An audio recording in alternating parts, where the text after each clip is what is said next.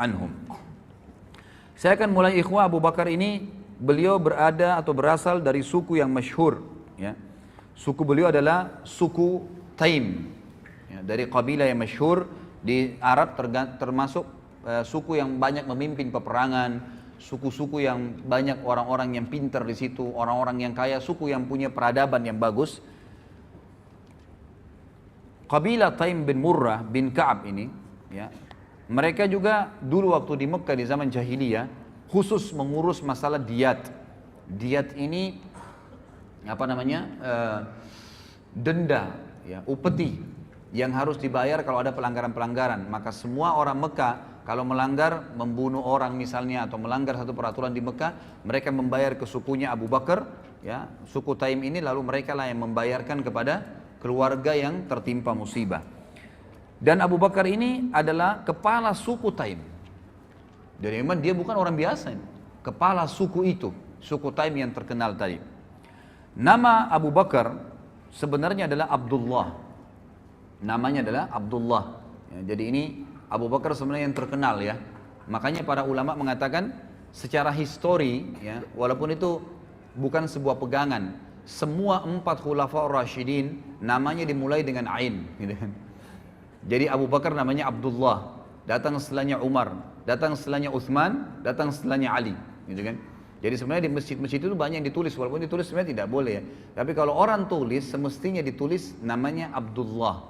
Nanti dalam kurung Abu Bakar, mestinya seperti itu, sehingga orang tidak lupakan namanya yang sebenarnya. Namanya ada Abdullah bin Abi Kuhafa. Abi Kuhafa ini nama ayahnya, ya, nama ayahnya. Ya. Uthman bin Amir, Uthman ibn Amir.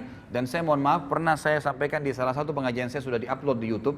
Saya keliru pada saat mengatakan, dan semoga Allah ampuni saya pada saat itu, ya. Saya sempat mengucapkan Abu Kuhafa tidak sempat masuk Islam, gitu kan. Padahal sebenarnya Abu Kuhafa sempat masuk Islam, dan ada riwayat sahih yang saya temukan bahwasanya Abu Kuhafa di akhir hidupnya pembebasan kota Mekah sempat digendong oleh Abu Bakar, lalu Abu Bakar menuntunnya di depan Nabi SAW untuk syahadat, dan dia sempat Islam, ya, radhiyallahu anhum ajma'in. Dan ini memang karena saya kemarin kekurangan informasi, tapi insya Allah semoga Allah ampun. Dan ini bukan aib, ikhwah, ya. Perlu ambil pelajaran juga dalam majelis ilmu. Kalau seseorang itu salah, dia mengatakan maaf saya salah, saya keliru, dan diperbaikin. Itu sebenarnya yang benar. Karena kalau kita biarkan hanya karena kesombongan, hanya karena ego, akhirnya kita bukan penuntut ilmu sebenarnya. Ya, orang semua bisa salah, mengaku oh ya saya salah, mohon maaf saya keliru, lalu lurus datang kepada jalan yang benar. Itu yang benar. Penuntut ilmu memang begitu. Jadi ada saatnya mereka bisa mengakui kesalahannya dan memang membenarkan kalau mereka benar menyampaikan hujah yang ada, gitu kan. Jadi Abu Kuhafa radhiyallahu anhu meninggal dalam keadaan Islam. Abu Kuhafa ini namanya adalah Uthman bin Amir. Uthman ibn Amir. Ini namanya ayahnya Abdullah atau Abu Bakar radhiyallahu anhum.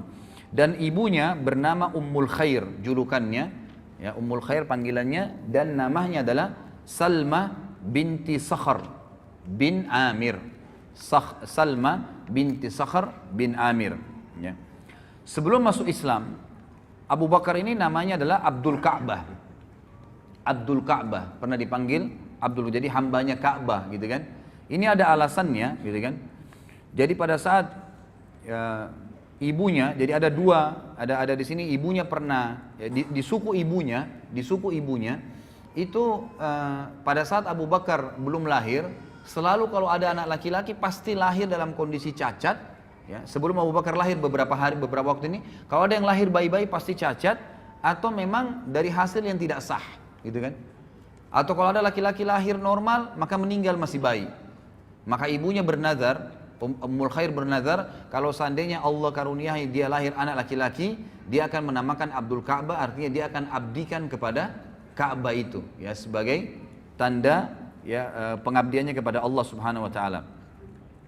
Kemudian juga dia memiliki nama yang lain, yaitu Atiq. Dan Atiq juga ini berselisih ulama tentang sebab dikatakannya Atiq. Tapi yang paling kuat, ada yang mengatakan Atiq itu artinya sebenarnya muharrar, ya, muharrir, yang terbebaskan, gitu kan. Ada yang mengatakan tadi kisah ibunya itu yang sukunya tidak ada yang melahirkan anak laki-laki, lalu dia mengatakan kalau anak ini lahir normal selamat, saya akan bebaskan dan saya akan seperti diserahkan kepada Ka'bah. Ada yang mengatakan juga karena putihnya warna kulit beliau radhiyallahu anhu, maka dikatakan Atiq, terbebaskan dari warna hitam, gitu kan, kulitnya. Tapi yang paling kuat adalah pendapat yang menggunakan hadis yang sahih, di mana Nabi SAW memang pernah mengatakan kepada para sahabat pada saat sahabat lagi pada ngumpul, maka kata Nabi SAW, siapa yang ingin melihat orang yang terbebaskan dari api neraka, atikum minan nar, falyanzur ila hadzal rajul, maka dia lihat ke orang ini, ditunjuklah Abu Bakar.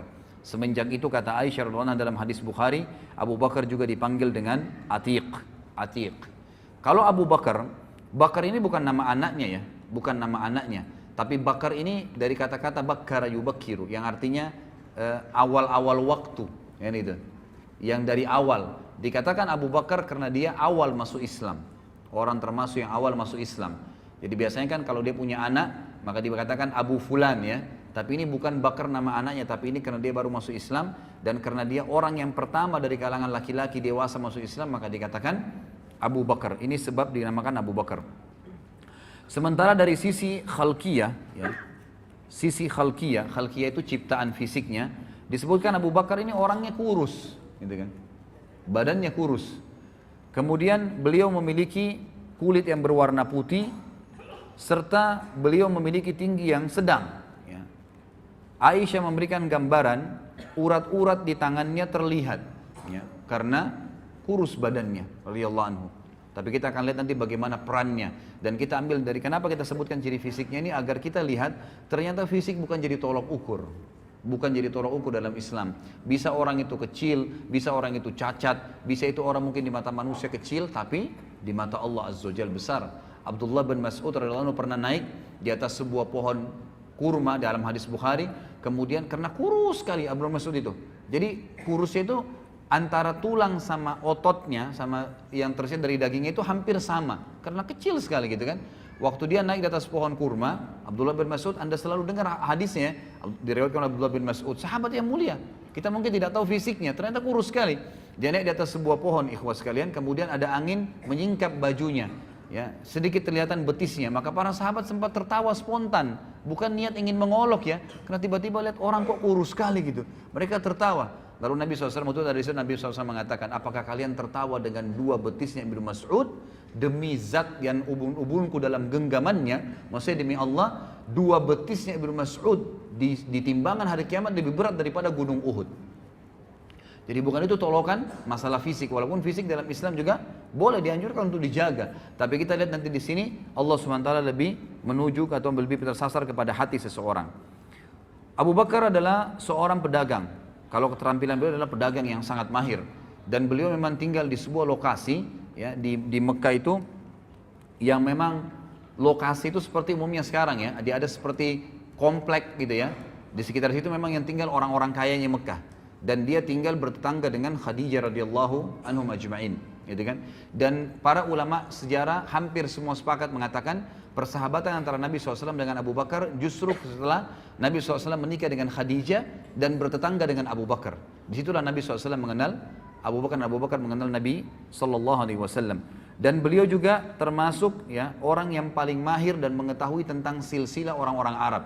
Jadi setiap orang kalau mau datang nanya, si fulan dari turunan mana, suku ini dari mana, beliau mengetahui semua, dan orang banyak bertanya kepada beliau di Mekah. Dan beliau juga adalah, tadi seperti saya katakan, kepala suku dari suku Taim, ya suku Taim.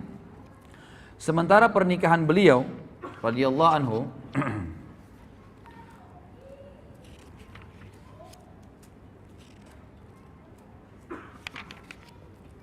pernikahan Abu Bakar radhiyallahu anhu itu ada dua wanita yang dinikahi di masa jahiliyah dan ada dua yang dinikahi di dalam Islam, gitu kan? Tapi semuanya masuk Islam, semuanya masuk Islam, termasuk yang dua dari Mekah. Yang pertama dinikahi oleh beliau adalah Qutailah binti Abdul Uzza, dan sempat melahirkan dua anak. Dari Qutailah ini lahir dua anak yang bernama Abdullah dan Asma. Abdullah bin Abi Bakar dan Asma binti Abi Bakar.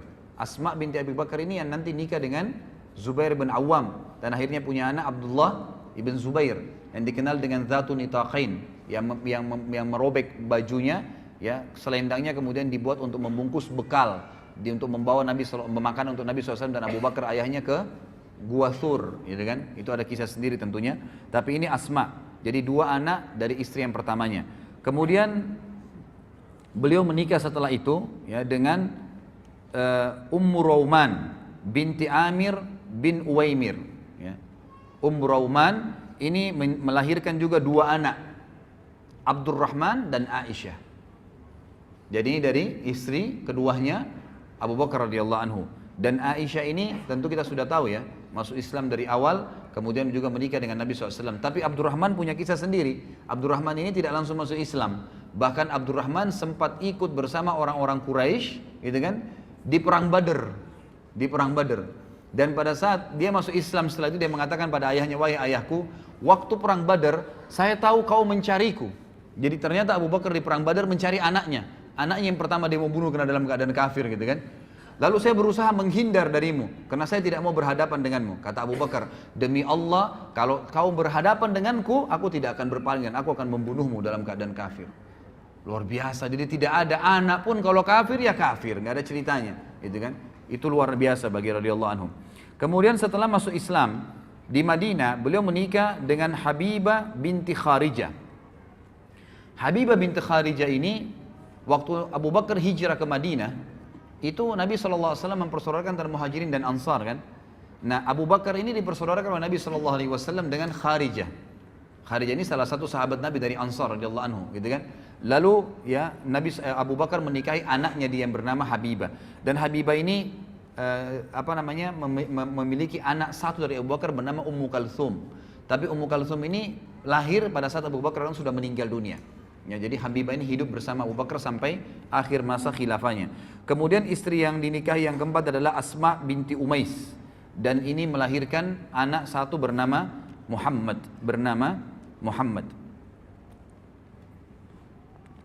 Sekarang kita masuk kepada julukan. Ya. Kenapa beliau diberikan Siddiq? Ya, apa sebabnya dapat julukan Siddiq? Ya. Di sini khilaf diantara ahli sejarah tentang masalah julukan Siddiqnya. Tapi umumnya ya dikatakan bahwasanya Siddiq ini disebabkan karena beberapa kejadian bersama Nabi SAW. Yang pertama sekali adalah pada saat Nabi SAW mengajaknya masuk Islam, kemudian menceritakan kepadanya kisah Gua Hira, datangnya Jibril dalam poster asli sebagaimana dalam hadis Bukhari.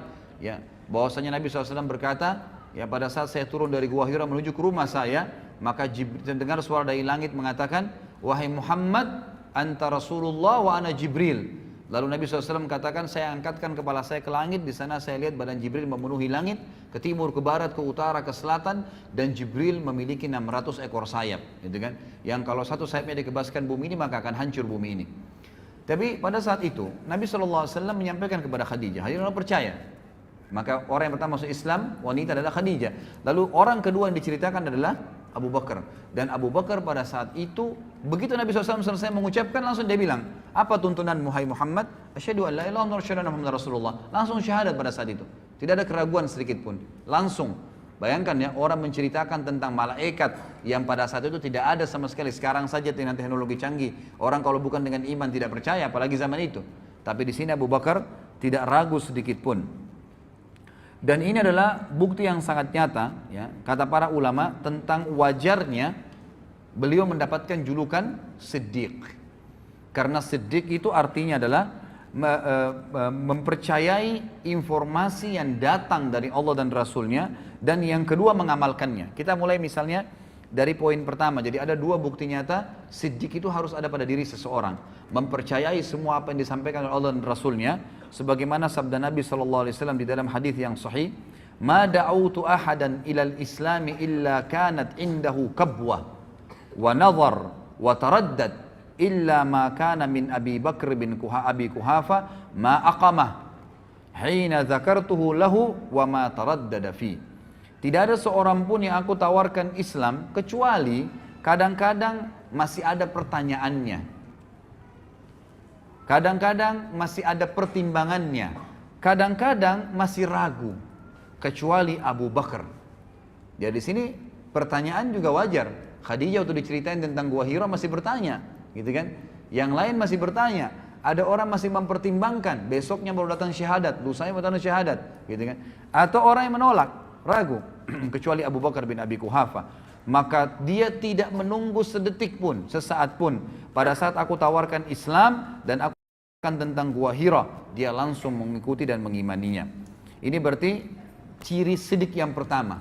Artinya kalau antum mau jadi orang siddiq, harus antum yakin Allah dan Rasulnya ada dan benar, serta itu jadikan patokan hidup. Yang kedua, ya, kata para ulama, patokan utama orang menjadi siddiq yang Abu Bakar tunjukkan adalah tadbiq al-haq wa nashrihi. Kalau tadi yang pertama adalah sidqu Allah wa Rasuluh. Jadi mempraktekkan kebenaran yang telah Allah dan Rasulnya sampaikan dan menyebarkannya. Buktinya Abu Bakar radhiyallahu anhu pada saat beliau pertama masuk Islam, baru syahadat nih. Dengarin cerita dari Nabi SAW. Baru kalau kita sekarang mungkin ikut pengajian lah. Apa yang beliau lakukan?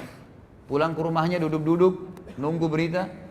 Dari Nabi SAW belum pulang ke rumahnya langsung nyebarin Islam. Kayak antum dari pengajian langsung ketemu teman, telepon. Tadi saya dari pengajian, tadi dibahas masalah ini, tadi ada hadis ini, diceritain. Habis telepon teman yang satu, telepon lagi teman yang satu, mungkin 10-20 teman diteleponin sama dia, diceritain. Pernah gak antum berpikir begitu dari pengajian? Gitu kan? Kadang-kadang akhirnya ngomongnya yang lain, tidak disebarkan. Maka Abu Bakar apa? Setelah syahadat dengan Nabi SAW, detik itu juga langsung menebarkan Islam. Dan ikhwas sekalian, dari 10 orang yang dijamin masuk surga, 6 orang, berarti 7 dengan Abu Bakar ya. Jadi cuma 3 orang yang bukan. 6 orang masuk Islam di tangannya Abu Bakar. Jadi masuk surga nih, gitu kan? Tangan masuk di tangannya beliau. Yang pertama adalah Uthman bin Affan. Nanti pada saat kita bahas Uthman bin Affan, berapa banyak pahalanya Uthman bin Affan ini. Luar biasa, nanti fadilahnya kita akan sebutkan. Dan masuk Islam di tangan Abu Bakar berarti semua perbuatan Uthman diambil pahalanya oleh Abu Bakar. Kemudian Abdurrahman bin Auf. Siapa yang tidak kenal kisahnya luar biasa. Nanti akan kita bahas juga kisahnya. Luar biasa perannya dalam Islam. Dan ini orang-orang yang terpercaya sampai ditunjuk oleh Nabi SAW. Abu Bakar di surga, Umar di surga, Uthman di surga, Abdurrahman bin Auf di surga. Ditunjuk gitu kan, karena perilakunya. Kemudian Talha bin Ubaidillah juga termasuk yang masuk surga. Kemudian Sa'ad ibn Abi Waqqas yang masuk surga. Az-Zubair bin Awam yang masuk surga. Abu Ubaidah bin Jarrah yang mati syahid di perang Mu'tah, gitu kan, juga masuk Islam di tangan Abu Bakar radhiyallahu anhu. Ini luar biasa nih. Dan kata ahli sejarah yang lebih luar biasa lagi, Abu Bakar ini seorang pedagang. Dan orang pedagang ini, gitu kan, dia tidak pernah, dia selalu khawatir. Misal gini, antum lagi coba pertemukan gini, kasus sederhana aja. Antum lagi dagang, lagi ramai pedagang datang, gitu kan. Apa pembeli, mohon maaf, pembeli lagi ramai datang ke toko Anda. Kemudian azan. Apa kira-kira antum lakukan? Berani nggak antum bilang, maaf ya sudah azan, habis sholat, tutup. Ada pembeli 10, masing-masing mau beli 1 juta. 10 juta masuk duit. Kira-kira bisa nggak? Hah? Ini contoh kecil saja. Ya. Jadi kalau pada saat azan tiba, berhenti, maaf ya, sudah azan, saya mau berhenti, tutup. Ikhwah, saya temukan ada orang di Makassar lakukan itu. Ada satu supir angkot ikhwas sekalian, terkenal kisahnya di Makassar. Itu kalau dia lagi jalan, yang biasa supir angkot kita tahu semoga Allah berikan hidayah, kadang-kadang ugal-ugalan, ini enggak rapi kalau di jalan gitu kan. Ternyata dia sering ikut pengajian, taklim, pengajian sunnah di Makassar diikutin sama dia. Maka pada saat dia nak jalan nih, azan duhur nih, dia bilang maaf Bapak Ibu sekalian, azan saya mau sholat di masjid, yang mau ikut sholat silakan, yang tidak mau nggak usah bayar, silakan cari mobil lain. Parkir. Yang ikut sholat, dia dapat pahala orang yang sholat. Ada yang turun, mungkin ada yang ngoceh segala, dibiarin sama dia. Pokoknya sholat. Subhanallah, keluar dari masjid, penuh lagi mobilnya. Ini orang yang sidq. Benar. Allah dulu, yang lainnya urusan ke belakang. Gak ada masalah. Seperti itu contohnya ya. Abu Bakar ini seorang pedagang ikhwas sekalian. Dan pada saat dia syahadat, artinya dia mengkufuri semua Tuhannya orang-orang Mekah yang pada saat itu disembah. Dan konsumen dia terbesar adalah orang-orang Mekah. Dia tidak pernah takut kehilangan konsumennya, gitu kan? Tetap dia buktikan dan dia iklankan kalau dia sudah syahadat. Kemudian juga Abu Bakar tidak pernah ragu dalam hal-hal menginfakkan hartanya di jalan Allah Subhanahu wa taala. Tidak pernah ragu sedikit pun. Dan nanti akan kita berikan banyak contoh-contoh di antara membebaskan budak-budak. Abu Bakar juga nanti akan punya berhubungan dengan masalah Isra Mi'raj. Abu Bakar juga punya ya dipukuli orang-orang Quraisy dan banyak sekali yang berhubungan dengan masalah halal yang kita jelaskan nanti. Baik, saya akan sebutkan sekarang ikhwah keutamaan Abu Bakar radhiyallahu anhu dan keunggulannya. Keutamaan beliau radhiyallahu anhu dibandingkan bukan cuma kita, dibandingkan para sahabat-sahabat juga yang lain, kan? Dikatakan dalam hadis Yang pertama adalah riwayat Imam Bukhari dalam kitab Fadailus Sahaba dari Abu Sa'id Al-Khudri radhiyallahu anhu, ia berkata Rasulullah SAW bersabda, inna min amannin nasi alayya fi suhbatihi wa malihi Aba Bakar, walau kuntu muttakhidan khalilan ghaira rabbi lattakhadtu Aba Bakar, walakin ukhuwatul islami wa mawaddatuh la yabqayanna fil masjid babun illa sudda illa babu Abi Bakar. Sesungguhnya orang yang paling berjasa kepadaku, ikhwah ini yang bicara kiai dan guru kita dan Nabi kita Muhammad sallallahu alaihi wasallam. Dia mengatakan apa? Sesungguhnya orang yang paling berjasa kepadaku dengan persahabatan dan hartanya adalah Abu Bakar, yang oleh orang-orang Syiah dikafirkan. Di mana Nabi sallallahu alaihi wasallam, perhatikan bedanya antara perkataan Nabi SAW dengan orang-orang Syiah.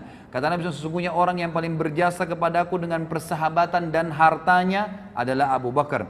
Seandainya aku boleh mengangkat seorang kekasih, aku boleh mencintai orang berlebihan, ya, selain Tuhanku, niscaya aku akan memilih Abu Bakar sebagai khalil, kekasih pilihanku. Akan tetapi yang dibolehkan dalam Islam adalah persaudaraan. Ini di halaman 118 ya, yang pegang bukunya. Dan kasih sayang tidak tersisa, tidak boleh. Ini akhir hadis ini disebutkan pada tahun ya 10 Hijriah. Setelah Nabi SAW pulang dari Haji Wada. Waktu itu ikhwas sekalian dan akhwat rahimakumullah, masjid Nabi SAW itu didempetin oleh rumah-rumah sahabat. Dan rumah-rumah sahabat ini begitu buka pintu langsung masjid Nabi. Ya, gitu. Semua itu. Di tahun 10 Hijriah, Nabi SAW memerintahkan semua rumah sahabat dibongkar. Nggak boleh ada di situ. Kalau mau diwakafin buat masjid silakan. Kata Nabi SAW, semua pintu yang menuju ke masjid, rumah yang hadap masjid langsung dempet, semua harus dikosongkan. Kecuali rumahnya Abu Bakar. Abu Bakar saja yang boleh, yang lain tidak boleh. Dan ini kata ulama kelebihan tersendiri, gitu kan? Sampai sekarang antum bisa lihat di sebelah Babus Salam di Masjid Nabawi itu ada namanya Khawkha Abi Bakar. Khawkha ini artinya bekas rumahnya dulu, kan Abu Bakar radhiyallahu anhu. Ini hadis yang pertama, orang yang paling tulus, ya, dan paling disukai dan dicintai oleh Nabi Sallallahu Alaihi Wasallam. Artinya orang yang mencintai orang yang dicintai oleh Nabi Sallallahu Alaihi Wasallam berarti dia mencintai Nabi Sallallahu Alaihi Wasallam. Orang yang membenci berarti membenci Nabi Sallallahu Alaihi Wasallam. Hadis yang kedua, kata Nabi sallallahu alaihi wasallam di dalam hadis yang sahih riwayat Imam Ahmad dan Tirmidzi, arhamu ummati bi ummati Abu Bakar wa ashadduhum fi amrillahi Umar wa ashadduhum hayaan Uthman wa aqdahum Ali. Umatku yang paling sayang kepada umatku itu sendiri adalah Abu Bakar. Orang yang paling menyayangi umat Islam adalah Abu Bakar radhiyallahu anhu. Kemudian orang yang paling kuat dalam mempertahankan agama Allah adalah Umar. Dan orang yang paling memiliki rasa malu dari umatku adalah Uthman. Dan juga orang yang paling menguasai peradilan, yang paling adil dalam berhukum adalah Ali. Dan hadis ini sudah saya sebutkan tadi, hadis yang sahih, gitu kan. Kemudian juga disebutkan oleh Nabi SAW di dalam hadis yang diriwayatkan oleh Imam Ahmad, Tirmidzi, Ibnu Hibban dan disahihkan oleh Syekh Albani. Inna ahlad darajatil ula la yarawna min fawqahum kama tarawna al-kawkab ad-durri atau durriya fi ufuqis sama wa inna Aba Bakrin wa Umar minhum wa an'ama. Sesungguhnya penghuni derajat-derajat yang tinggi terlihat di atas mereka seperti kalian melihat bintang-bintang yang bersinar di langit. Artinya nanti derajat tinggi di surga itu seperti kita lihat bintang di malam hari terang, jauh sekali dan kita tidak tahu apa-apa di sana, cuma terang saja, benderang gitu. Lalu kata Nabi SAW, sesungguhnya Abu Bakar dan Umar termasuk mereka dan keduanya dalam kenikmatan. Artinya memiliki derajat tertinggi di surga. Juga dalam hadis yang lain, ya, kata Nabi SAW di dalam hadis yang diriwayatkan oleh Imam Tirmidzi dan disahihkan oleh Syekh Albani, kata Nabi SAW, ma li ahadin indana yadun illa waqad kafa'nahu ma khala Aba Bakar. فَإِنَّا لَهُ عِنْدَنَا يَدًا يُكَافِئُهُ اللَّهُ بِهَا يَوْمَ الْقِيَامَةِ وَمَا نَفَعَنِي مَالُ أَحَدٍ قَطٌّ مَا نَفَعَنِي مَالُ أَبِي بَكْرٍ وَلَوْ كُنْتُ مُتَّخِذًا خَلِيلًا لَاتَّخَذْتُ أَبَا بَكْرٍ خَلِيلًا وَإِنَّ صَاحِبَكُمْ خَلِيلُ اللَّهِ. Tidak seorang pun yang mempunyai jasa baik kepada kami kecuali kami telah membalasnya kecuali Abu Bakar. Jadi semua sahabat Nabi SAW kalau memberikan sesuatu, diberikan sesuatu pasti Nabi balas langsung pada saat itu, diberikan balasan. Kecuali Abu Bakar, sesungguhnya dia mempunyai jasa yang mulia. Allah lah yang akan membalasnya pada hari kiamat. Aku tidak mengambil manfaat dari harta seseorang seperti aku mengambil manfaat dari harta Abu Bakar. Seandainya aku boleh mengangkat seorang khalil, kekasih, ya, niscaya aku menjadikan Abu Bakar sebagai khalil. Dan sesungguhnya sahabat kalian ini adalah khalilullah. Sesungguhnya sahabat kalian, maksudnya Nabi SAW ini, sesungguhnya saya, kata Nabi, adalah kekasihnya Allah Subhanahu wa Ta'ala. Kemudian juga kata Nabi SAW di dalam hadis yang sahih diriwayatkan atau disebutkan oleh Syekh Albani dengan sanad yang sahih dari Jabir bin Abdullah radhiyallahu anhu bahwasanya Rasulullah SAW bersabda, Abu Bakar wa Umar min hadzal dini kamanzilatis sam'i wal basari minar ra's. Abu Bakar dan Umar dalam agama ini kedudukannya seperti pendengaran dan penglihatan bagi kepala. Abu Bakar dan Umar bagi umat ini kedudukannya seperti pendengaran dan penglihatan bagi umat ini. Kita bisa tahu ya, kita bisa bayangkan kalau pendengaran dan penglihatan, artinya Nabi SAW membahasakan, ini bahasa kiasan. Siapa yang mau penglihatannya benar, pendengarannya benar, ikuti Abu Bakar dan Umar. Selesai. Ya, itu maknanya. Kemudian juga Nabi SAW berkata dalam hadis Ibnu Mas'ud, ya, diriwayatkan oleh Imam Tirmidzi dan Ibnu Mas'ud, disahihkan oleh Syekh Albani. Ibnu Mas'ud berkata radhiyallahu anhu bahwasanya Rasulullah SAW bersabda, "Iktadu billadaini min ba'di min ashabi Abi Bakar wa Umar." Teladanilah dua orang setelah peninggalku nanti, ya, dari sahabatku, itulah Abu Bakar dan Umar. Jadi banyak sekali penyampaian dari Nabi SAW seperti ini. Kemudian juga hadis yang lain, Nabi SAW dalam hadis diriwayatkan oleh Imam Tirmidzi dalam Kitabul Manaqib dan Syekh Albani juga menyebutkan dalam sahihnya, dalam silsilah hadis sahihah, bahwasanya Ali radhiyallahu anhu, ya, berkata, suatu hari aku bersama Nabi, aku melihat Nabi SAW, ya, bahwa pada suatu hari Nabi SAW melihat ke arah Abu Bakar dan Umar dan aku sedang berada di sebelahnya. Ini halaman 121 ya. Maka beliau bersabda, Hadani, Nabi SAW bersabda dan Ali mendengarkan. Ali ini yang selalu ditokohkan satu-satunya oleh orang-orang Syiah. Kalau ahli sunnah menokohkan Ali dan semua sahabat radhiyallahu anhum ajma'in, gitu kan. Tapi ini bantahan terhadap mereka. Dalam hadis Tirmidzi dan hadis sahih, kata Nabi SAW, Ali mendengarkan, dan Ali radhiyallahu anhu meriwayatkan hadis ini berkata, pada saat Nabi melihat Abu Bakar berkata, Hadani sayyida kuhuli ahlil jannah minal awwalina wal akhirin illa nabiyyina wal mursalin la tukhbirhuma ya Ali. Dua orang ini adalah sayyid, hulu, orang-orang dewasa penduduk surga dari kalangan orang-orang terdahulu dan orang-orang yang akan datang kemudian, kecuali para nabi-nabi dan rasul. Artinya setelah nabi dan rasul, dari pengikut semua nabi-nabi sebelum Muhammad SAW, sahabat-sahabatnya Nabi Nuh, Nabi Lut, Nabi Isa, Nabi Musa, semua sahabat-sahabat mereka itu semua masih di bawahnya Abu Bakar dan Umar. Karena ini adalah di surga, ya, sebagai pemimpin seluruh penduduk surga dari kalangan orang terdahulu dan orang yang akan datang, kecuali para nabi-nabi dan rasul. Jangan katakan hal tersebut, hai Ali, kepada mereka berdua. Jadi Nabi SAW mengatakan kepada Ali agar tidak menyampaikan kepada Abu Bakar dan Umar. Allahu alam hikmahnya apa, tapi yang jelas seperti itu. Kemudian hadis yang lain riwayat Imam Tirmidzi dan disahihkan oleh Syekh Albani juga, Nabi SAW menjamin bagi Abu Bakar dan sahabat yang lain surga. Beliau bersabda, dari Abdurrahman ibn Auf, beliau mengatakan, aku mendengarkan Nabi SAW bersabda, Abu Bakar fil jannah, wa Umaru fil jannah, wa Uthmanu fil jannah, wa Aliyun fil jannah, wa Talhatu fil jannah, wa Zubairu fil jannah, wa Abdurrahman ibn Auf fil jannah, wa Sa'ad bin Abi Waqqas fil jannah, wa Sa'id bin Zaid fil jannah, wa Abu Ubaidah fil jannah. Abu Bakar di surga, Umar di surga, Uthman di surga, ini jaminan semua, ya. Ali di surga, Talha di surga, Zubair di surga, Abdurrahman ibn Auf di surga, Sa'ad bin Waqqas di surga, Sa'id bin Zaid di surga, dan Abu Ubaidah bin Jarrah di surga. Kemudian juga Nabi SAW telah bersabda kepada Abu Bakar, ya, dan ini disebutkan, diriwayatkan oleh Imam Tirmidzi dan dikatakan oleh beliau hadisnya hasan sahih. Abdullah bin Umar berkata radhiyallahu anhuma, ia berkata, sungguhnya Rasulullah SAW bersabda kepada Abu Bakar, anta sahibi alal haud wa sahibi fil ghar.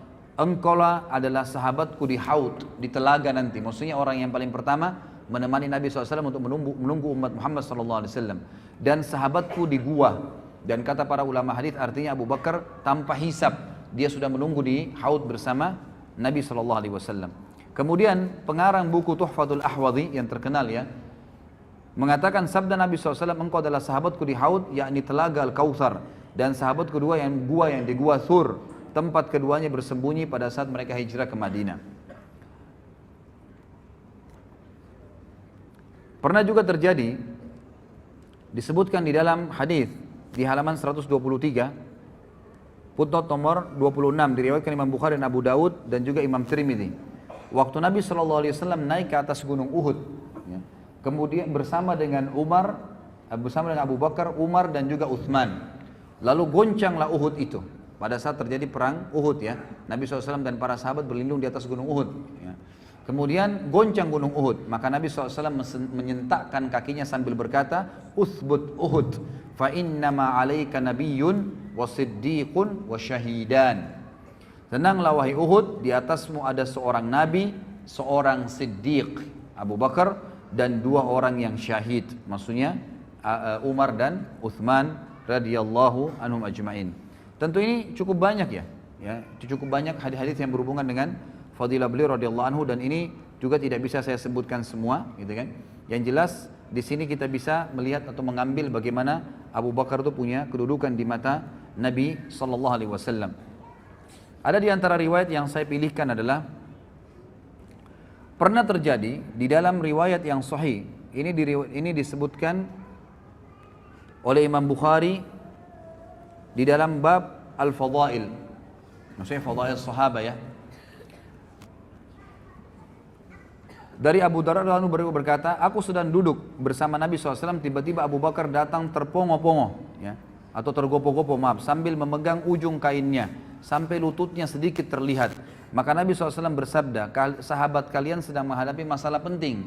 Yaitu Nabi SAW sedang duduk dengan sahabat-sahabat Nabi yang lain, tiba-tiba Abu Darda meriwayatkan, Abu Bakar datang dan tergopo-gopo, bergesa-gesa, sambil mengangkat bajunya karena buru-burunya gitu. Lalu Nabi SAW berkata, sahabat kalian, maksudnya Abu Bakar yang sedang datang ini lagi ada masalah. Maka Abu Bakar mengucapkan salam lalu berkata, ya Rasulullah, antara aku dengan Ibnu Khattab, maksudnya Umar bin Khattab, ya, terjadi sesuatu. Aku terlanjur mengucapkan kalimat yang seakan-akan menghinanya, gitu kan. Kemudian aku menyesal, aku memintanya untuk memaafkanku, namun dia tidak berkenan.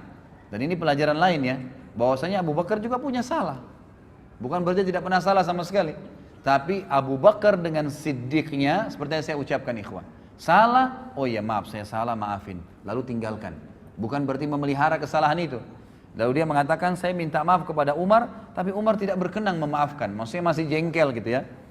Maka aku datang ke sini, maka Rasulullah SAW bersabda dalam hadis Bukhari ini, yaghfirullahu laka ya Abu Bakar, pasti Allah sudah ampuni kamu wahai Abu Bakar. Nabi SAW mengulangi 3 kali kalimat tersebut. Kemudian Umar menyesal, dia datang ke rumah Abu Bakar dan bertanya, apakah Abu Bakar ada di sini? Keluarganya menjawab, tidak. Maka Umar datang kepada Nabi SAW, sementara wajah Nabi SAW berubah karena marah kepada Umar. Sampai-sampai Abu Bakar merasa kasihan kepada beliau, ya, kepada Nabi SAW. Untuk apa marah gitu? Abu Bakar lalu berlutut di depan Nabi SAW dan berkata, ya Rasulullah, akulah yang salah. Aku yang salah ya Rasulullah, maksudnya bukan Umar, dan aku yang mau minta maaf, sambil berlutut depan Nabi SAW. Lalu kata Nabi SAW apa? Ini pelajaran besar, padahal Abu Bakar yang berbuat salah ya, cuma karena dia sudah akuin apa yang terjadi. Kata Nabi SAW, innallaha, dalam hadis Bukhari ini, ba'athani ilaikum fakultum kadzabta wa qala Abu Bakar sadaqa wa wasani binafsihi wa mali fahal antum tariku li sahibi fahal antum tariku li sahibi. Sesungguhnya Allah mengutusku di Mekah, kemudian kalian semua berkata engkau berdusta. Termasuk Umar kan, pertama tidak mengimani Nabi SAW, mengikuti orang-orang Quraisy mengatakan Muhammad berbohong. Tetapi Abu Bakar berkata, dia benar. Abu Bakar membenarkannya. Abu Bakar telah membantuku dengan jiwa dan hartanya. Apakah kalian berkenan membiarkan dan memaafkan sahabatku untukku? Apakah kalian berkenan membiarkan sahabatku untukku? Maka setelah itu kata Abu Darda, tidak ada lagi orang yang berani menyakiti Abu Bakar. Tidak ada lagi orang yang berani menyakiti Abu Bakar. Kemudian yang tadi saya katakan ikhwah, ini sedikit saya tambahkan masalah masuk Islamnya Abi Quhafah. Riwayatnya disebutkan ya dengan sahih oleh Imam Ahmad dan Abu Ya'la dan Ibnu Hibban, dan disahihkan oleh Syekh Al-Albani dalam silsilah hadis sahihah. Melalui Muhammad bin Sirin ia berkata, Anas bin Malik ditanya tentang semir rambut Rasulullah SAW. ya, semir rambut Rasulullah SAW. Maka dia berkata, sesungguhnya Rasulullah SAW tidak tumbuh uban kecuali sedikit. Maksudnya Nabi tidak pernah menyemir rambutnya. Akan tetapi Abu Bakar dan Umar sepeninggal beliau telah mewarnai rambut keduanya dengan henna dan khatam. Maksudnya warna yang warnanya coklat kemerah-merahan. Anas berkata, Abu Bakar membawa ayahnya Abu Kuhafa kepada Rasulullah SAW pada hari pembebasan kota Mekah. Abu Bakar menggendongnya hingga dia meletakkannya di depan Rasulullah SAW. Maka Rasulullah SAW berkata kepada Abu Bakar, seandainya engkau membiarkan orang tuamu di rumah, niscaya kami akan datang kepadanya. Maksudnya Nabi SAW bilang kepada Abu Bakar, gak usah kamu repot-repot gendong ayahmu, kamu panggil saya akan datang Abu Bakar. Gitu kan? Biarin di rumahnya. Hal itu beliau katakan untuk menghormati Abu Bakar SAW. Maka Abu Kuhafa masuk Islam sementara rambut dan jenggotnya putih seperti pohon, ya, di sini disebutkan taghamah, ya, sebuah pohon yang memang sering daunnya pun bunganya pun putih. Maka Rasulullah SAW bersabda, ubahlah keduanya, tetapi jangan dengan warna hitam. Jadi hadis ini sebenarnya menyebutkan tentang masalah bolehnya mewarnai selain putih ke warna selain hitam, boleh merah, boleh warna yang lain yang kira-kira tidak menyolok, tapi yang dipakai Abu Bakar Umar adalah henna. Henna ini warna coklat kemerah-merahan. Allahu alam, ini yang dibolehkan. Tapi di sini juga pelajaran besar, ternyata Abu Kuhafa telah masuk Islam, dan di sini juga perannya Abu Bakar dalam bersegera, ya, menyelamatkan kedua orang tuanya. Jadi ikhwah dan akhwat yang orang tuanya masih dalam keadaan kufur, jangan tunda, terus dakwain, terus doain, dan berusaha sampai Abu Bakar menggendong ayahnya yang sudah tua di hadapan Nabi SAW untuk syahadat. Kemudian juga Abu Bakar adalah orang yang paling dicintai, sebagaimana Amr bin As disebutkan dalam hadis riwayat Muslim dan Tirmidzi. Amr bin As ini sahabat Nabi yang terkenal sekali. Ya, pakaiannya selalu bersih, tampan orangnya, selalu wibawa. Orang kalau lihat suka sekali Amr bin As, gitu kan? Dia yang ditunjuk oleh Umar bin Khattab menjadi membebaskan Mesir, Afrika, dan menjadi gubernur di Mesir, gitu. Amr bin As ini, saking setiap ketemu dengan Nabi SAW, ikhwah, selalu Nabi ajak ngomong, selalu ngobrol. Jadi Amr bin As ini mengira dialah orang yang paling dicintai. Dan ini termasuk bahasan dalam akhlak Nabi SAW. Nabi selalu bermuamalah dengan orang, siapapun sama semua, gitu, sama semua. Sampai orang itu mengira dia orang yang paling dicintai. Amr bin As dengan bangga berkata, ya Rasulullah, aku ingin bertanya pada anda, depan sahabat-sahabat yang lain nih. Dia pikir karena selama ini muamalahnya Nabi khusus gitu sama dia. Lalu dia bilang, siapa orang yang paling anda cintai ya Rasulullah? Kata Nabi SAW, Aisyah, ya, istrinya. Lalu kata sahabat, kata Amr bin As, bukan ya Rasulullah, laki-laki maksud saya, gitu kan? Langsung kata Nabi SAW, ayahnya, maksudnya Abu Bakar. Jadi di sini Amr bin As sempat terkagetkan, dia pikir dialah selama ini orang yang paling dicintai oleh Nabi SAW. Abu Bakar, ikhwah, satu-satunya orang yang mendapatkan jaminan akan masuk dari 8 pintu surga dan akan dipanggil namanya hari kiamat dan didengar oleh seluruh orang. Sebagaimana disebutkan di dalam hadis riwayat Imam Bukhari dan Muslim.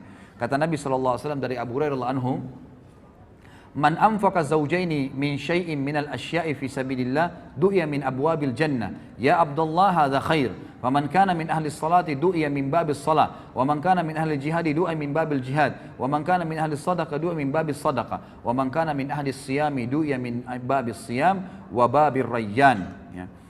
Jadi di sini dikatakan barang siapa yang menginfakkan sepasang harta.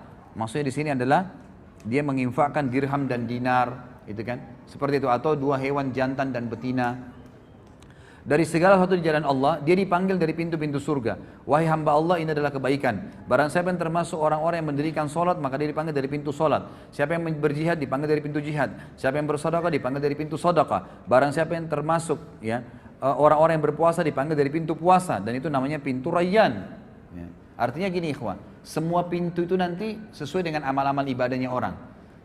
Ada orang yang punya di setiap pintu istana, dia bisa datangin kapan saja kalau dia mengerjakan jenis-jenis ibadah ini. Kata Abu Bakar, ya Rasulullah, adakah orang yang dipanggil dari semua pintu itu, semua dia bisa dapat di surga? Enggak ada pintu yang tidak dipanggil, gitu kan? Maka kata Nabi SAW, ya, dan aku berharap engkaulah orangnya. Engkaulah orangnya. Jadi ini pernyataan yang jelas, ya, bagaimana Abu Bakar radhiyallahu anhu ditunjuk oleh Nabi SAW termasuk orang yang dipanggil dari 8 pintu tersebut. Ada banyak orang tidak menyadari, ikhwas sekalian, bahwasanya hidup, ya, yang paling baik adalah mencintai Nabi SAW. mencintai Nabi sallallahu alaihi wasallam. Dan tidak ada orang ikhwah yang mencintai Nabi SAW melebihi Abu Bakar. Tidak ada orang yang mencintai melebihi Abu Bakar. Ada kisah ikhwah panjang sekali, saya ringkaskan begini. Pada saat Abu Bakar, ya, pada saat Nabi SAW sedang tawaf, dan hadis ini disebutkan oleh Ibnu Hajar dalam Bidayah wan Nihayah, dan rawi-rawinya semua thiqat, dan Al-Haythami juga menyebutkan dalam Majma', dan juga rawi-rawinya semua dikatakan oleh Bazzar thiqat, dan Bazzar menukil riwayat ini sepanjang, selengkapnya semua, dan ini hadis sahih. Suatu hari Nabi SAW sedang tawaf di Ka'bah, kemudian tiba-tiba Nabi SAW dikeroyokin oleh orang-orang Quraisy. Pada saat dikeroyokin oleh orang-orang Quraisy, gitu kan, maka ada yang menarik baju Nabi SAW, ada yang mendorong Nabi SAW, ada yang berusaha memukul Nabi SAW, dikeroyokin, gitu kan. Dan tidak ada satu orang pun yang berani untuk membela Nabi SAW waktu itu. Sampai datangnya Abu Bakar, ya. Abu Bakar kebetulan waktu itu dikatakan adalah kepala suku Taim. Datang kemudian mendobrak orang-orang Quraisy tersebut. Dan Ali berkata, pada saat itu kami semua menyaksikan, ya, tidak ada seorang pun di antara kami yang berani membela Nabi SAW karena banyaknya orang-orang Quraisy yang mengurumuni Nabi SAW. Sampai datangnya Abu Bakar, lalu Abu Bakar memindahkan mereka satu persatu, mendorong dan memukuli satu sama yang lain sambil berkata, ya, apakah kalian mau membunuh seseorang yang mengatakan Tuhanku Allah? Lalu datanglah orang-orang Quraisy mengurumuni Abu Bakar sampai datangnya seseorang yang bernama Utbah bin Rabi'ah. Ya, ini Utbah bin Rabi'ah nanti yang mati di perang Badar, terbunuh di tangan Hamzah radhiyallahu anhu, ya. Maka Utbah bin Rabi'ah pun memegang Abu Bakar lalu menghantamkan sendal yang terisikan dengan dobel karet yang keras ke wajah Abu Bakar dan menjatuhkan Abu Bakar ke tanah, lalu duduk di atas dadanya dan terus memukuli Abu Bakar sampai tidak bisa dibedakan antara hidung dan wajah Abu Bakar karena banyaknya darah yang mengalir, dan akhirnya Abu Bakar pun terpinsankan. Lalu datanglah suku Taim membela Abu Bakar sampai-sampai mereka memikul Abu Bakar, ya, dengan dengan kain, sehelai kain, dan mereka membawa ke rumahnya. Dan waktu itu Ummul Khair, ya, ibunya Abu Bakar masih ada, dan Ummu Khair pun ini duduk sambil menyangka Abu Bakar anaknya sudah meninggal dunia. Mereka terus berusaha memanggilnya, menyadarkannya, membersihkan luka-lukanya sampai sore hari. Pada saat sore hari ternyata Abu Bakar masih bangun dan ternyata dia cuma pingsan. Kalimat yang paling pertama diucapkan oleh Abu Bakar pada saat bangun, bagaimana keadaan Rasulullah Muhammad SAW dalam kondisi sakit keras, gitu kan? Lalu orang-orang sukunya yang kafir-kafir, yang memang tadinya memang membela karena kesukuan, mengatakan tinggalkan saja dia. Bukannya dia peduli dirinya, malah dia peduli dengan temannya, gitu kan? Maka Abu Bakar pun tetap mengucapkan kalimat, bagaimana keadaan Rasulullah kepada ibunya. Kata Ummul Khair, waktu itu belum masuk Islam, ya. Dia mengatakan, saya tidak tahu tentang keadaan temanmu. Kata Abu Bakar, coba tanya kepada Ummu Jamil bint Khattab. Ini salah satu muslimah, sahabiat, gitu kan. Coba tanyakan kepada Ummu Jamil. Ini yang pegang buku di halaman 130, 131 ya kisahnya. 130 sampai 131. Jadi ini saya ringkaskan. Sekarang saya sedang bahas 131 di paragraf pertama. Pergilah kepada Ummu Jamil binti Khattab, tanya kepadanya. Ummu Jamil ini kebetulan seorang sahabiat yang sudah masuk Islam, gitu kan. Lalu datanglah Ummu Jamil kepada Abu Bakar, lalu Abu Bakar mengatakan, bagaimana keadaannya Rasulullah SAW? Kata Ummu Jamil, ada ibumu, Ummul Khair. Kata Abu Bakar, tidak ada masalah, sampaikan saja. Maka Ummu Jamil mengatakan dia dalam keadaan baik. Maka Abu Bakar pun mengatakan Alhamdulillah, ya. Kemudian Abu Bakar pada saat sudah bisa bangun sedikit saja, beliau disuruhkan makan oleh Ummul Khair, ibunya. Beliau mengatakan, demi Allah saya tidak akan makan sampai saya mengetahui tentang keadaan Rasulullah sallallahu alaihi wasallam, sampai saya bertemu dengan beliau. Maka Ummul Khair pun ibunya dan Ummu Jamil meminta Abu Bakar agar bersabar dulu sampai orang-orang selesai bubar semua, ya, karena ini keadaannya tadi tegang, dikeroyokin, ya, orang berkelahi pada saat itu. Setelah itu keduanya memikul Abu Bakar sampai di depan Nabi SAW, dan pada saat tiba di sana Rasulullah SAW pun mencium Abu Bakar, ya, mencium Abu Bakar, dan kaum muslimin menyaksikan masalah tersebut. Lalu Rasulullah SAW sangat terharu melihat keadaannya, hidungnya sudah hancur, gitu kan, penuh dengan darah semua, dan tidak bisa ngomong pun, tergagak-gagak ngomongnya. Lalu berkata, ya, Abu Bakar, tidak ada apa-apa ya Rasulullah, aku tidak apa-apa demi ibu dan ayahku tebusannya. Maksudnya ini biasa orang-orang Arab mengatakan begitu, maksudnya Anda lebih berani daripada ibu dan ayah saya. Itu bukan sumpah, ya, tapi perkataan santun diucapkan. tebusannya ayah dan ibuku ya Rasulullah, aku tidak apa-apa. Terus Abu Bakar mengatakan sambil menangis, dan Rasulullah SAW mengecup kepala Abu Bakar. Ya, dan ini dan lalu Nabi SAW mendoakan Abu Bakar dengan doa yang baik, ya, doa yang baik. Lalu Abu Bakar sempat pada saat itu mengatakan, ya Rasulullah, ini ibu saya, Ummul Khair, orangnya baik, orangnya santun, ajaklah dia masuk Islam dan doakanlah. Maka Nabi SAW pun akhirnya ya mengajak masuk Islam, dan masuk Islamlah Ummul Khair pada saat itu. Masuk Islam ibu Abu Bakar, jadi ibu dan ayahnya masuk Islam. Tapi di sini diangkat oleh penulis buku judulnya khusus tentang bagaimana cintanya Abu Bakar kepada Nabi SAW, dengan bukti dalam keadaan sakit pun tidak mau makan, tidak mau minum, ya dalam kondisi berdarah semuanya, tetap dia membela Nabi SAW dan mendahulukan melihat beliau, memastikan keadaannya baru beliau mau makan dan minum. Kemudian juga ada di sini disebutkan, ada perilaku Abu Bakar yang kata beliau tidak bisa digambarkan lagi dengan kata-kata. Disebutkan oleh Ali radhiyallahu anhu,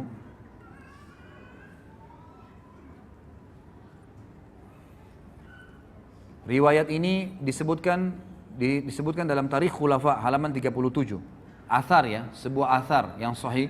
Ali radhiyallahu anhu berkata, sungguh aku telah melihat Rasulullah SAW dikerumuni oleh orang-orang Quraisy. Sebagian mendorong beliau dan sebagian lagi mengoyak-ngoyak badan beliau. Mereka berkata, engkaulah orang yang menjadikan Tuhan-Tuhan yang banyak menjadi Tuhan yang satu. Ali berkata, demi Allah, tidak seorang pun dari kami berani mendekat selain Abu Bakar. Dia mendorong sebagian dari mereka, menyingkirkan sebagian dari mereka, dan memukul sebagian lagi. Dia berkata, celakalah kalian.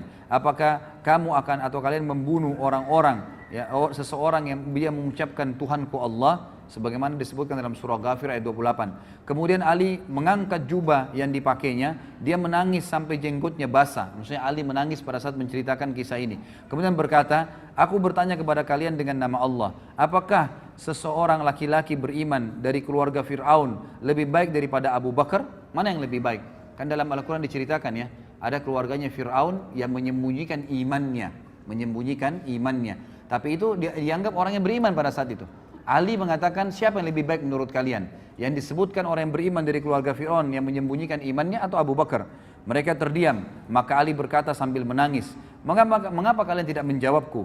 Demi Allah, satu saat saja, maksudnya kalau kita sekarang sedetik saja, dari Abu Bakar lebih baik daripada 1000 waktu-waktu atau saat dari laki-laki yang beriman dari keluarga Fir'aun.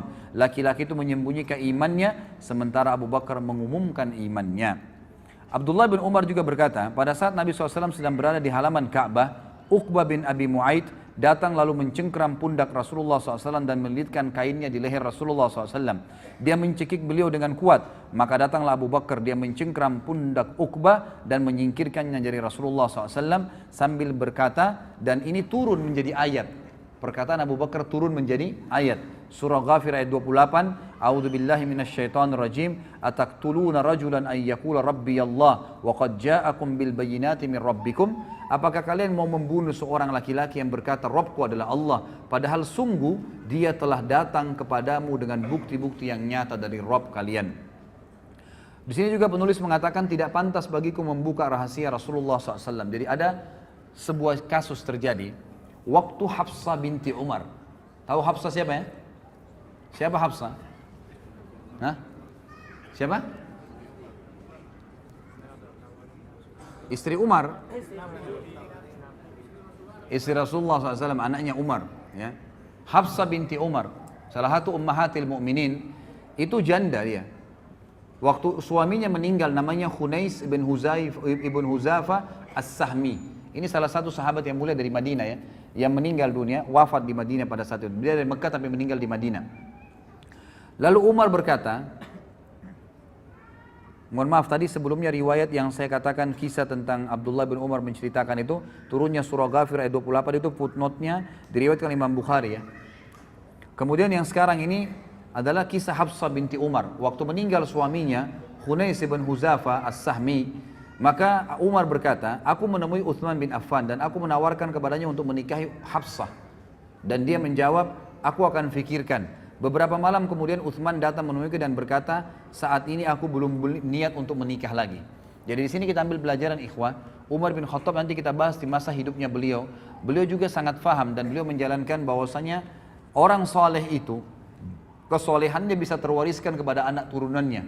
Ya, jadi bisa mewariskan kepada anak keturunannya. Dan ini dilakukan, ini difahami oleh para sahabat sehingga mereka saling menikahkan satu sama yang lain. Umar menikahkan nanti anaknya dengan Nabi SAW. Abu Bakar menikahkan anaknya dengan Nabi SAW, gitu kan? Kemudian Umar menikahi anaknya Ali. Ali dinikahkan dengan anaknya Nabi SAW, dan seperti itu. Uthman menikah dengan kedua anak perempuan Nabi SAW. Jadi memang ini menikahkan anak perempuan dengan orang saleh, ini satu hal yang luar biasa dalam agama, harus difahamin. Waktu Hafsah jadi janda, selesai masa iddahnya, Umar sudah keliling. Dan Umar bukan datang kepada anak-anak muda. Waktu itu Hafsah, kata ahli sejarah, masih muda. Umurnya masih ya mungkin 20-an tahun, 22 tahun, masih muda. Umar bin Khattab bukan cari anak-anak bujang, anak-anak muda dari sahabat. Didatangi Uthman bin Affan yang waktu itu sudah punya istri, gitu kan, dan sudah punya anak, dan memang dia sudah berumur, tapi datangi. Kenapa? Karena kesolehannya Uthman. Dan Uthman menolak waktu itu, mengatakan saya tidak punya hajat. Lalu Umar pun berkata, aku mendatangi Abu Bakar As-Siddiq. Lalu aku berkata, jika engkau berkenan, aku akan menikahkan kamu dengan Hafsah. Dan ini juga riwayat ini menjelaskan ikhwah, riwayat ini hadis sahih ya. Ini diriwayatkan, ini disebutkan di dalam Sahih Bukhari ya. Imam Bukhari dilihat di footnote nomor 41 ayat halaman 134 ya. Di sini ulama mengatakan bukan aib seorang ayah menawarkan anak perempuannya kepada orang saleh, gitu kan? Itu bukan aib. Sebagaimana bukan aib juga seorang muslimah mukminah menawarkan dirinya kepada orang yang mukmin, tapi dengan cara-cara syar'i. Sebagaimana wanita mukmin yang menawarkan dirinya kepada Nabi sallallahu alaihi wasallam. Karena memang mengejar iman itu satu poin yang penting ya. Satu poin yang penting. Jadi itu boleh kita kejar. Jangan terbalik. Kita sekarang mengejar orang-orang malah yang rusak. Ya, mohon maaf yang tiap hari telanjang, tiap hari dipegang oleh laki-laki, itu yang dikejar oleh laki-laki kita sekarang. Dianggap karena ini cantik, ini segalanya dan seterusnya. Seakan-akan orang mukmin tidak ada yang cantik. Ini keliru. Ya kan gitu. Ini pemahaman yang keliru. Dari sini kita bisa lihat bagaimana boleh seorang mengejar iman dari orang yang lain. Maka Abu Bakar pun kata Umar terdiam. Dan aku ya lebih baik menerima perkataan jawaban dari Abu Bakar daripada Abu Bakar diam. Maka saya pun merasa tersinggung Umar waktu itu. Kenapa kok diam? Minimal seperti Uthman mengatakan saya nggak bisa misalnya gitu kan. Tapi dia diam. Lalu beberapa malam kemudian ternyata datanglah lamaran Nabi SAW kepada Hafsah. Lalu Umar pun menikahkannya. Di hari pernikahan Nabi SAW dengan Hafsah, Abu Bakar baru berkata kepada Umar begini. Apakah kamu tahu, wahai Umar, bukankah kau sudah tawarkan Hafsah kepada saya? Kata Umar, benar. Apakah kamu tahu kenapa saya diam? Kata Umar, tidak. Kata Abu Bakar apa?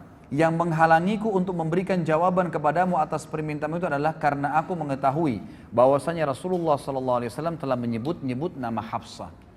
Tidak pantas bagiku membuka rahasia Rasulullah SAW. Seandainya Rasulullah SAW tidak berkenan, niscaya aku yang akan menerima tawaranmu.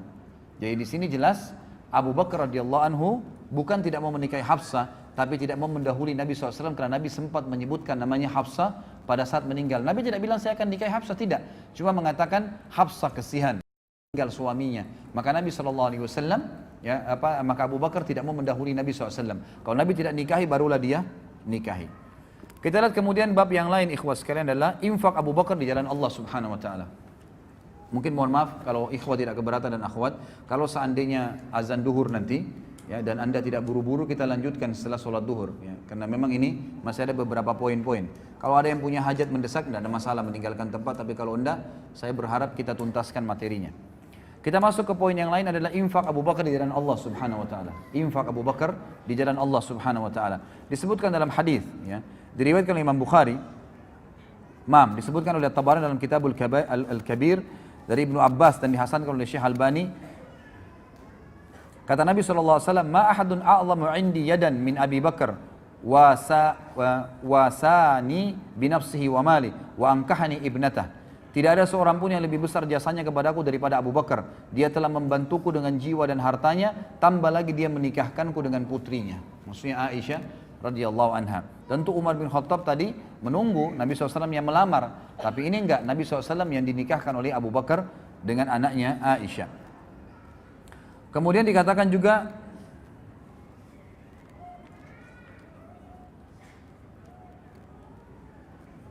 firman Allah Subhanahu wa taala di dalam surah Al-Lail ayat 17 sampai 21 disepakati oleh para ulama, mayoritas ahli tafsir, ya, sebagaimana Imam Qurtubi menukilnya, mengatakan ayat ini turun kepada Abu Bakar radhiyallahu anhu dan ini merupakan keutamaan untuk beliau. Turun firman Allah Al-Lail 17 sampai 21 bunyinya a'udzubillahi minasyaitonirrajim wa sayujannabuhal atqa alladhi yu'ti malahu yatazakka wa ma li ahadin 'indahu min ni'matin tujza illa ibtigha'a wajhi rabbihil a'la wa la sawfa yarda.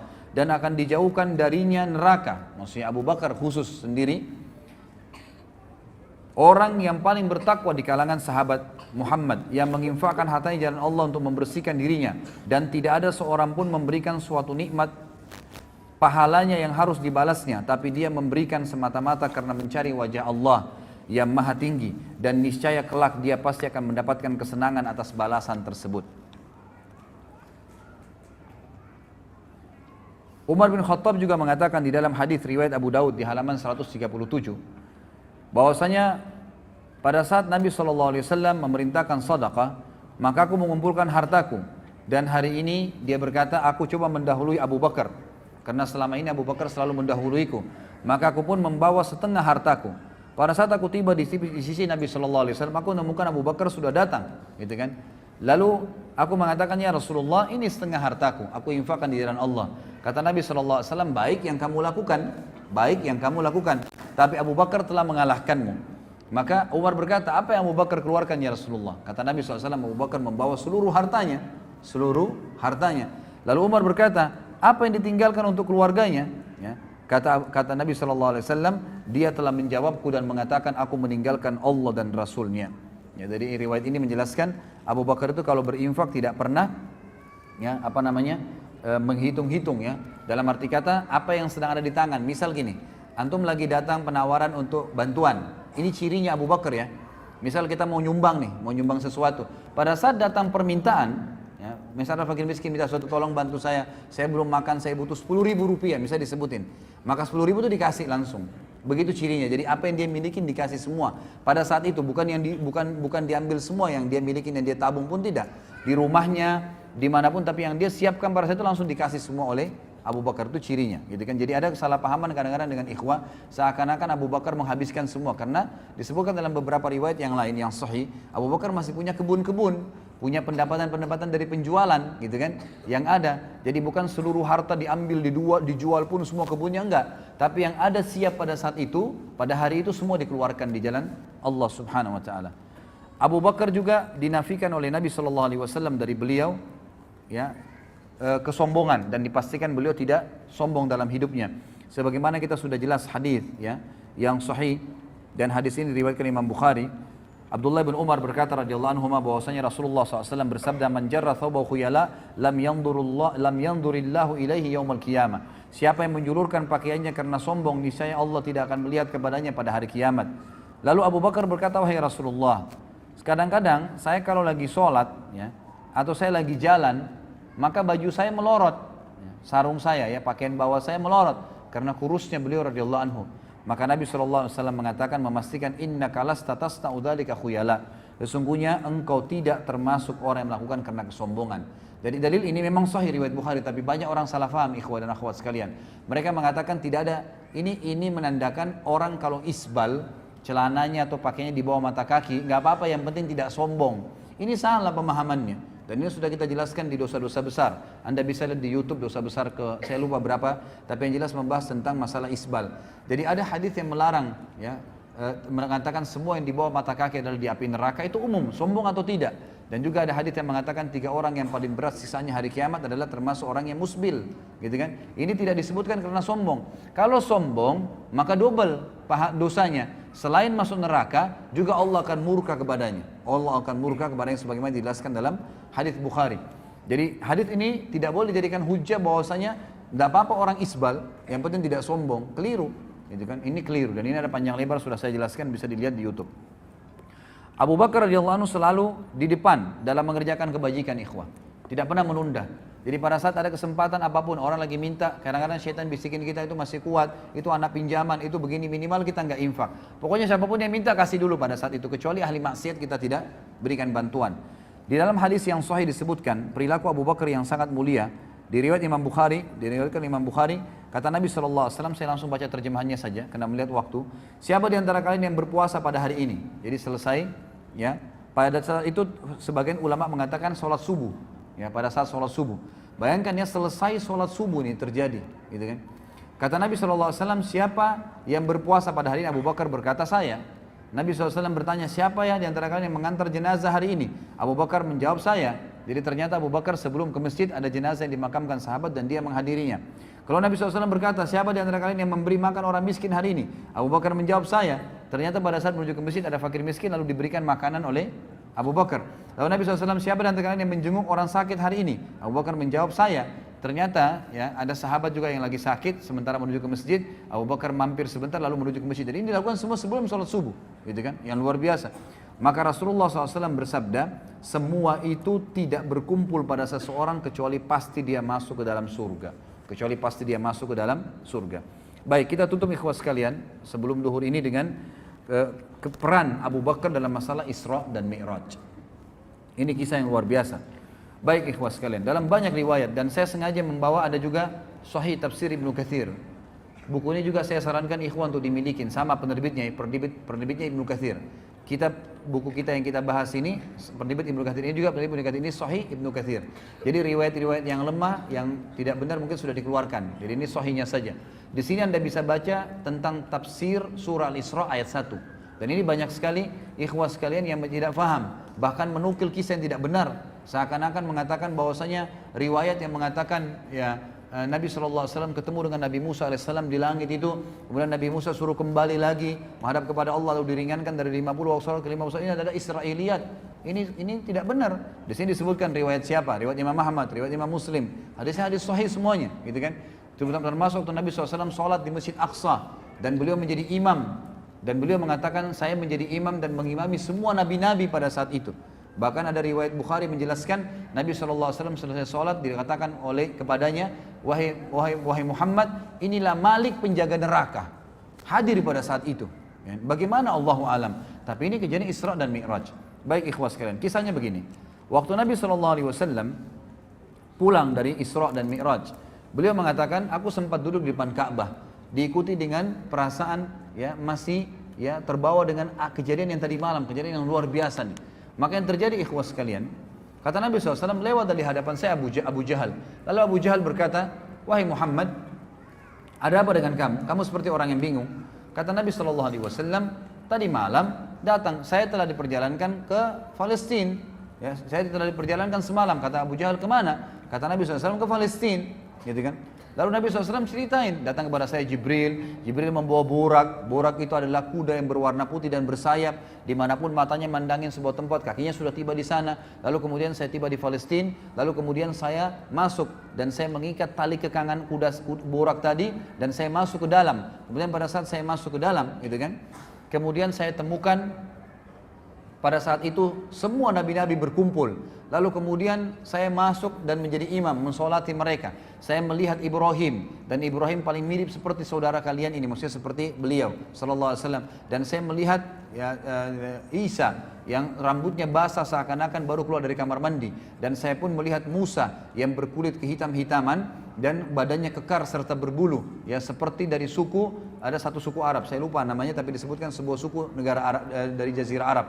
Kemudian Nabi SAW menceritakan semua. Setelah itu saya dimi'rajkan ke langit. Naik langit pertama, kisahnya panjang tentunya, ketemu dengan Nabi Adam. Kemudian langit kedua Yahya dan Isa. Kemudian langit ketiga bertemu dengan Idris. Langit keempat ketemu dengan Harun.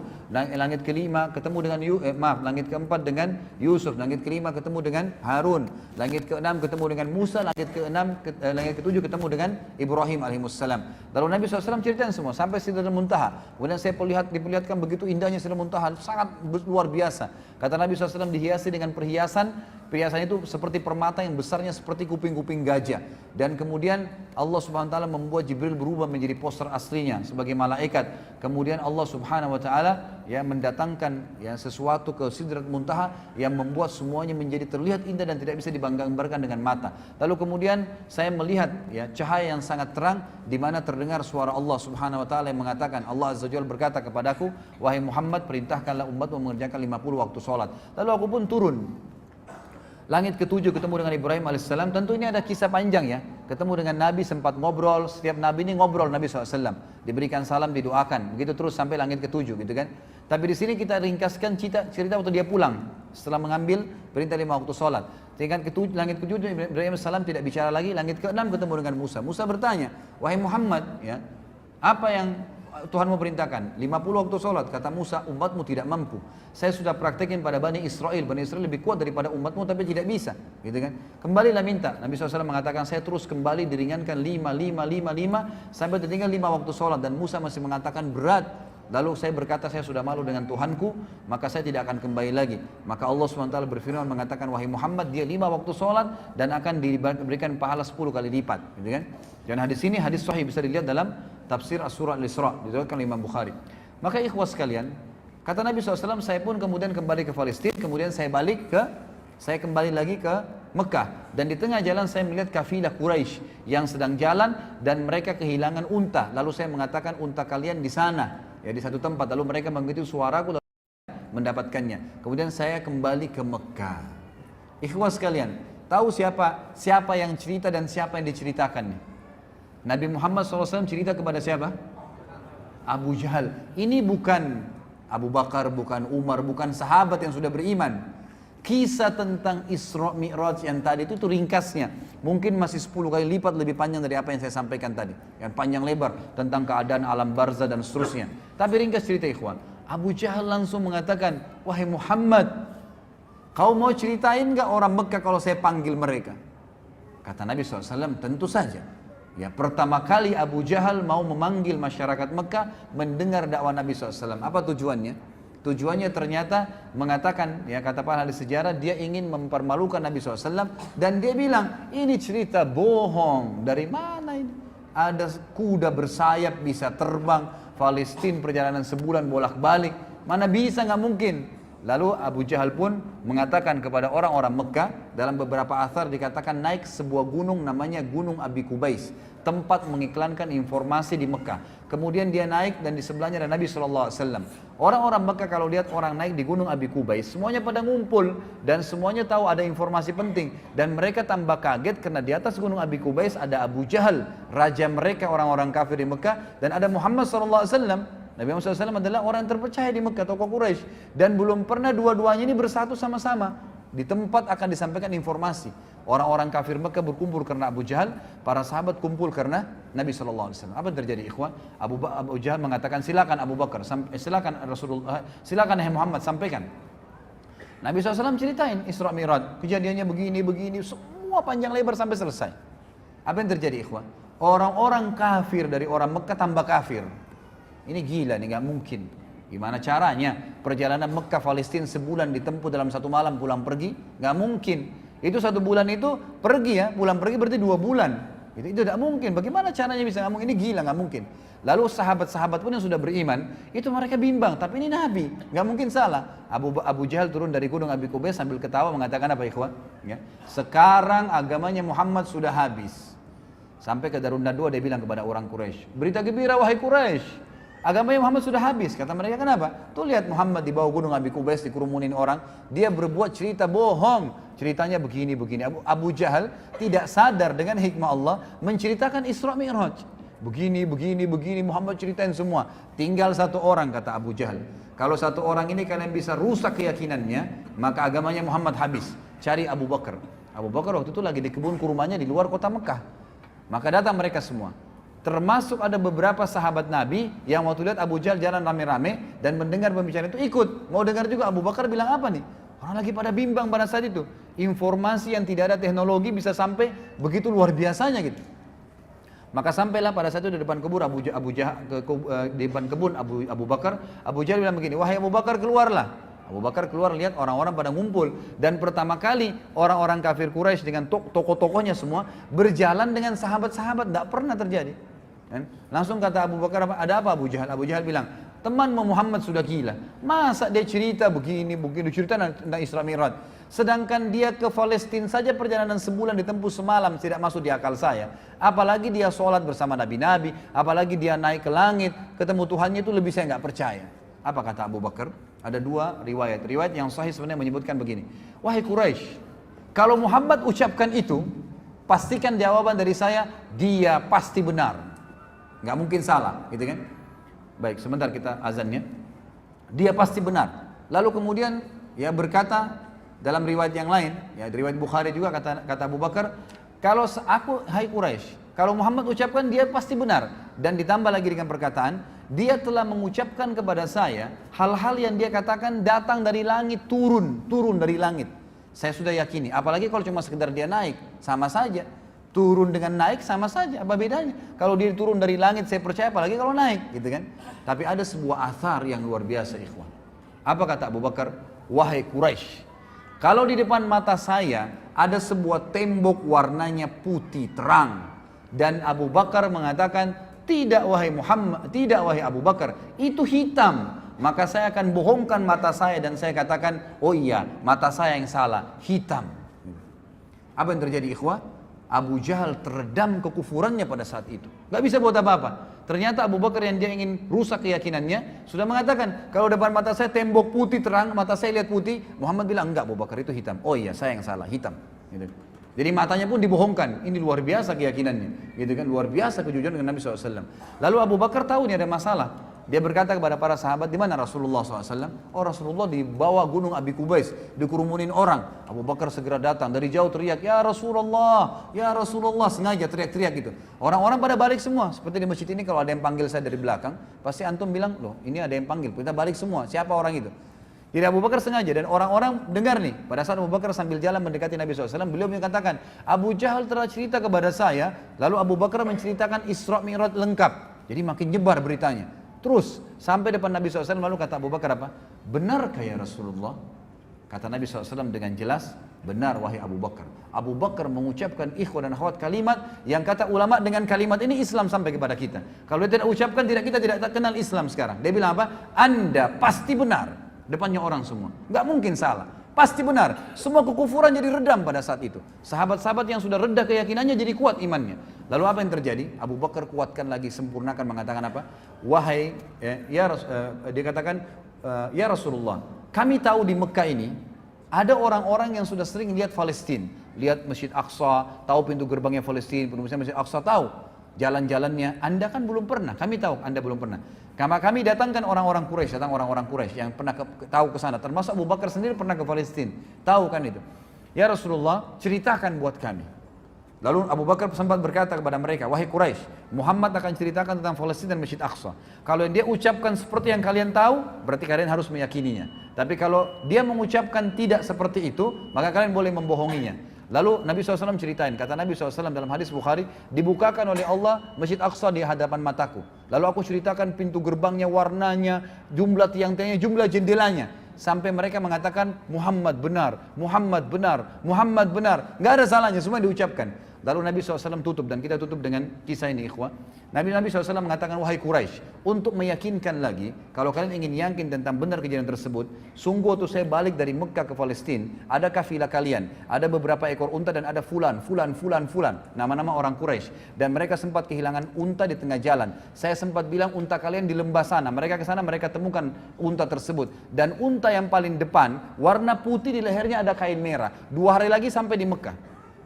Orang-orang Quraisy 2 hari kemudian, ikhwas sekalian, ini penutupan kisah, mereka semua yang beriman dan kafir berkumpul di sebuah pintu namanya pintu Bani Syaibah, pintu gerbangnya Mekah. Situ mereka kumpul, dan ternyata betul sebelum duhur tiba, sebelum waktu duhur, sebelum teriknya matahari, datang kafilah tersebut, dan seperti yang Nabi SAW ceritakan, jumlah untahnya dan orang-orangnya serta unta paling depan warna putih, di lehernya ada kain merah. Lalu berkatalah orang-orang Quraisy, wahai kafilah, kalian dari mana? Mereka bilang kami dari Palestina. Lalu orang-orang Quraisy di Mekah bilang apa?